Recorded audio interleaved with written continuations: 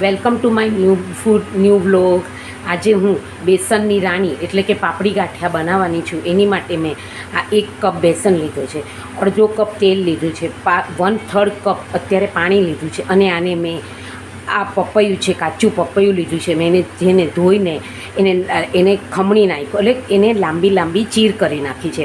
આ આપણે બેસનનું અને આપણે પપૈયા માટે સંભારો બનાવવા માટે મેં આ મિક્સ દાળના હું ઢોકળા બનાવીશ. આમાં મેં ચણાની દાળ ને અડદની દાળ લીધી છે. એમાં હું થોડોક ઈનો નાખીશ, એમાં મીઠું અને ખાંડ નાખી અને મેં રાત્રે પલાળીને સવારે પીસી નાખ્યું છે.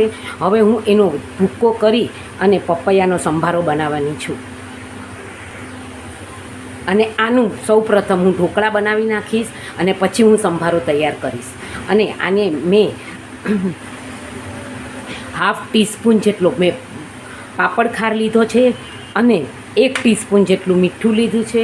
હવે હું આને મીઠું અને પાપડ ખારને આ લોઢીમાં શેકી લઈશ અને પછી તેનું પાણી નાખી અને એકદમ હલાવીશ. તમે જોઈ શકો છો આ ઢોકળાનું ખીરું બહુ જ ઓછું હોવાથી મેં સાવ જ પા પેકેટ જેટલું જ સફેદ ઈનો નાખ્યો છે. મેં ઢોકળા માટે હું 10થી 12 મિનિટમાં મેં બાફવા મૂકી દીધા છે. હવે હું આ સાવ ધીમા તાપે પાપડ ખાર અને મીઠાને શેકી લઈશ. પહેલાં મીઠું હું થોડુંક જ નાખીશ, પછી હું સ્વાદ પ્રમાણે નાખીશ. આમાં મેં 1/2 ટીસ્પૂન જેટલું મીઠું અને 1/2 ટીસ્પૂન જેટલું પાપડ ખાર બંનેને એકદમ સારી રીતે શેકી લીધું છે, જેનાથી એમાં ભેજ પણ ન રહે અને આપણા પાપડી ગાંઠિયા બહુ જ પોચા બને. આમાં મેં મીઠું અને પાપડ ખાર જે શેકેલો છે એ નાખી દીધું છે. હવે આમાં તેલ અને પાણીથી હું એને બોસ ફેરવી દઈશ. આ તમે જોઈ શકો છો મેં જે 1/3 કપ પાણી લીધું છે અને મેં અત્યારે 1/2 કપ જેટલું તેલ લીધું છે, પણ હું અત્યારે થોડુંક જ એનો ઉપયોગ કરીશ. તમે જોઈ શકો છો આપણું આ મિશ્રણ રેડી છે. હવે હું આમાં બેસન નાખીશ અને હું એકદમ જ એના આટલા જ પાણીમાં જેટલો બેસન આવશે એનાથી હું લોટ બાંધીશ અને પછી હું સંચાની મદદથી પાપડી પાડીશ તેલમાં. આ હવે પરફેક્ટ થઈ ગયું છે. મેં 1 કપ બેસન લીધેલો, એની સામે મેં 2 ટેબલસ્પૂન એમાં તેલ નાખેલું, 1/2 ટીસ્પૂન મેં એમાં મીઠું નાખેલું, 1/2 ટીસ્પૂન મેં આમાં પાપડ ખાર નાખેલો અને પાણી 1/3 કપથી એમાં ઓછું વપરાણું છે. હજી હું આને એકદમ સફેદ બનાવીશ. આને પાણીની મદદથી હું એને સખત એક સરખું કૂણવીશ, જેથી સફેદ થઈ જશે. અહીંયા મેં મરચાં પણ આ સંભારા માટે કાપીને રેડી રાખ્યા છે. હવે આપણા ઢોકળા પણ થઈ ગયા છે અને આપણે આ લોટ એકદમ સફેદ થઈ ગયો છે. મેં એને લગભગ 10 મિનિટ જેટલો કૂણ્યો છે. આપણે હવે આ પાપડી ગાંઠિયા માટે તેલ ગરમ કરવા મૂકી દીધું છે.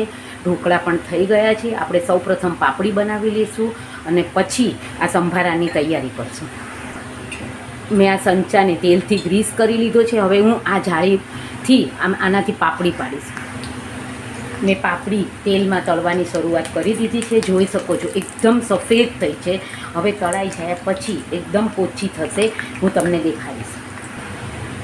તમે જોઈ શકો છો આ મારી એકદમ સફેદ પાપડી અને એકદમ ખાવામાં પણ એકદમ પોચી અને ક્રન્ચી તળાઈને તૈયાર. આપણી પાપડી ગાંઠિયા રેડી છે. તમે જોઈ શકો છો એકદમ ક્રન્ચી થયા છે. હવે આપણે આ પપૈયાનો સંભારો તૈયાર કરશું. તમે જોઈ શકો છો 1 વાટકો ચણાના લોટમાંથી આપણને આ 2 ડીશ પાપડી તૈયાર થઈ છે. એકદમ ક્રન્ચી છે અને કલર પણ બહુ જ સરસ થયો છે. સંભારા માટે મેં અહીંયા આગળ 2 ટીસ્પૂન જેટલું તેલ લઈ લીધું છે અને 1 ટીસ્પૂન જેટલી મેં રાઈ લીધી છે, જેને હું તતડવા દઈશ. તતડાઈ છે એટલે એમાં મેં આ મરચાં નાખી દીધા છે. આ મરચાં સતળાઈ ગયા છે. હવે હું એમાં સ્વાદ પ્રમાણે મીઠું નાખીશ અને મેં આમાં જ પપૈયાનો ભાગનું પણ મીઠું નાખી દીધું છે.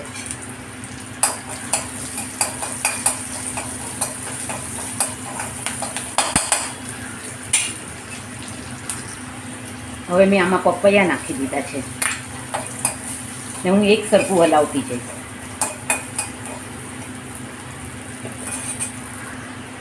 પપૈયા ચડવા માટે મેં ઉપર પાણી મૂકી દીધું છે, જેનાથી આપણા એકદમ સોફ્ટ થઈ જશે પપૈયા ચડીને. મેં એમાં 1 ટીસ્પૂન જેટલી સાકર નાખી છે. આ આપણું મિક્સ દાળ ઢોકળા વિથ સંભારા પપૈયા તૈયાર છે.